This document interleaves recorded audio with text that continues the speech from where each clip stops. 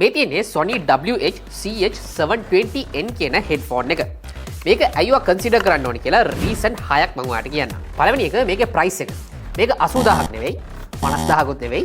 මේක just 29000යි. and ඊළඟ දේ තමයි මේකට passive noise cancellation වෙනුවට ඔයාලට adaptive active noise cancellation බලා ගන්න පුළුවන්. ඒ කියන්නේ මෙයා outer environment එකේ එන sound wave detect කරලා ඒක block කරන්න counter sound wave එකක් යවනවා. and තවත් ඒකට help කරන්න මේ earcups දෙකෙම 10 degrees freedom movement එකක් එනවා. ඒ නිසා ඔයාගේ ඔළුවට කිසිම ප්‍රශ්නයක් නැතුව මේක fit වෙනවා කිසිම sound leakage එකක් නැතුව.